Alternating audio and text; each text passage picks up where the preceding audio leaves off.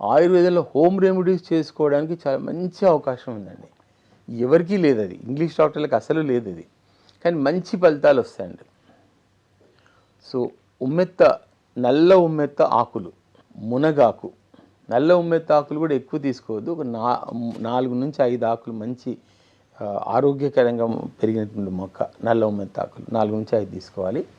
మునగాకు, చింతాకు, జిల్లేడు ఆకు, కానుగ ఆకు, ఈ ఆకులను సన్నగా కట్ చేయాలి. సన్నగా కట్ చేసేసి దాంట్లో వెల్లుల్లిపాయ వేసి కొంచెం పసుపు వేసేయాలి. వేసేసి ఒక చిన్న మూట కట్టాలి. మూట కట్టి చిన్న బాండీలో నూనె పోయాలి. నూనె గోరువెచ్చగా అయిన తర్వాత ఈ మూటను అందులో ముంచి, నెక్కులో నొప్పి ఉంటే నెక్కు, షోల్డర్లో ఉంటే షోల్డర్ దగ్గర, తర్వాత నడుము దగ్గర ఉంటే నడుము దగ్గర, మోకాల దగ్గర ఉంటే మోకాల దగ్గర, పాదాల దగ్గర ఉంటే పాదాల దగ్గర, ఎక్కడ నొప్పి ఉన్నా కానీ మీరు రెగ్యులర్గా ఒక 3 నుంచి 5 రోజులు కనుక మీరు కాపడం పెడితే లేతి జింకలా పరిగెడతారండి. నేను రాసిస్తాను. ఎందుకు అంటే ఆ ఆకులలో అంత తీక్ష్ణమైనటువంటి నొప్పిని తగ్గించే గుణాలు ఉన్నాయి. ఇది చాలా అద్భుతమైనటువంటి హోమ్ రెమెడీ అండి చెప్పాలంటే. దత్తూర పత్రంలో నిజంగా చెప్తున్నాను కదా, నొప్పి తగ్గించడం రారాదనుకోవాలి.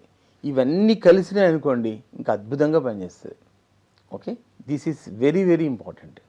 తర్వాత ఈ ఆకులు ఎక్కడ దొరుకుతాయి, మేము ఎక్కడ తెచ్చుకోవాలి, మాకు దొరకవడం కష్టం కదా అనుకునేవాళ్ళు ఏ ఒక్క ఆకు దొరికినా కూడా సంతోషం.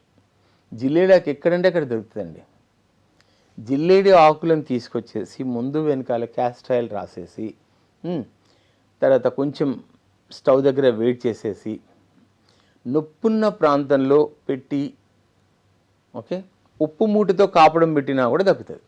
ఎందుకంటే ఆ జిల్లేడు ఆకులో ఉండేటటువంటి పాలు ఏవైతే ఉంటాయో అవి నొప్పి తగ్గించడంలో చాలా అద్భుతంగా పనిచేస్తాయి. వెంటనే రిలీఫ్. మీరు ఇంజెక్షన్ తీసుకున్న దానికన్నా వేగంగా పనిచేస్తారు. ఎందుకంటే నేను ప్రాక్టీషనర్, 30 years ప్రాక్టీషనర్ కాబట్టి నేను ఇంత కాన్ఫిడెంట్గా చెప్తా ఉన్నాను. నేను ఇంకా పెద్ద పెద్ద రోగాలలో కూడా పనిచేస్తాను అన్నట్లు. ఓకే, మునగాకు సరే పోని అది కూడా దొరకలేదు అనుకోండి, ఒక్క మునగాకులో పసుపు వేసేసుకొని వెల్లుల్లిపాయలు వేసేసుకొని ఒక 4 నుంచి 6 వరకు వెల్లుల్లిపాయలు వేసేసుకొని మూట కట్టుకొని మీరు కాపడం పెట్టినా కూడా తగ్గుతుంది. పెయిన్ ఉన్న ప్లేస్లో పూర్వం ఇట్లా చేసుకునేవాళ్ళండి. ప్రతిదానికి ఇంజక్షన్లు, మందులు, ట్యాబ్లెట్లు ఎవరు వాడలేదు అసలు చెప్పాలంటే. ఇంకా నేను ఇంకొక మంచి చిట్కా చెప్తాను.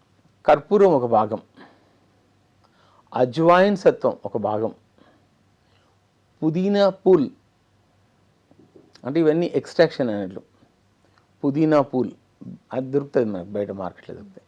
ఈ 3టిని తీసుకొచ్చుకొని మరి కలపొద్దు, వీటిని విడివిడిగా సపరేట్గా తెచ్చుకోవాలి.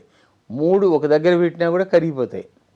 సో సపరేట్గా పెట్టుకోవాలి. పెట్టుకొని అన్నీ ఓపెన్ చేసేసుకొని ఇవి ఒక 50 గ్రామ్ తెచ్చుకోండి, అది ఒక 50 గ్రామ్ తెచ్చుకోండి, అది ఒక 50 గ్రామ్ తెచ్చుకోండి.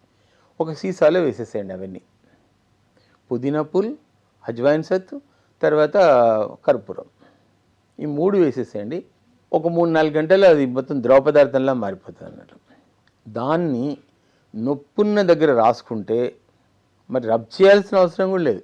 జస్ట్ అట్ లైట్ మసాజ్ చేసి వదిలేసినా కూడా విల్ గెట్ అద్భుతమైనటువంటి రిజల్ట్. నొప్పి తగ్గుతుంది అన్నట్లు. చాలా అద్భుతంగా అంటే చాలా అద్భుతంగా. ఈ 2 కనుక చేస్తే, మొదటిదే చేస్తే అసలు డాక్టర్ దగ్గరికి వెళ్ళాల్సిన అవసరం ఉంటుంది నొప్పి విషయంలో, అంత అద్భుతంగా పనిచేస్తుంది. సో రెండోది వచ్చేసి ఏంటి, ఇన్స్టెంట్ రిలీఫ్. ఇప్పుడు అమ్మమ్మలు కానీ ఎవరైనా ఇంట్లో పెద్దవాళ్ళు ఉంటారు, డాక్టర్ దగ్గరికి వెళ్ళలేని పరిస్థితిలో ఉంటారు.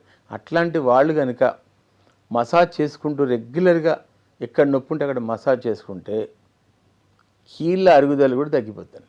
దీంతో పాటుగా మంచి ఆహారాన్ని తీసుకోవాలి, కొన్ని లెగ్ ఎక్సర్సైజ్ చేసుకోవాలి, క్వాడ్రిసెప్ మజిల్ ఎక్సర్సైజ్ కానివ్వండి, ఒక చైర్లో కూర్చొని కాలు ఊపడం కానివ్వండి. ఇవి చేసుకున్నట్లయితే ఏమవుతుంది, కండరాల కదలికలు సవ్యంగా ఉండి మనకు అక్కడ సైన్యువల్ ఫ్లూయిడ్ అనేటువంటి బ్యాలెన్స్డ్గా ఉండి మనకు నొప్పి తగ్గిపోవడానికి ఆస్కారం ఉంటుంది. ఓకే, జాయింట్ పెయిన్స్కి మంచి థెరపీస్ అండ్ రెమెడీస్ చెప్పారు. థ్యాంక్ యూ అండి.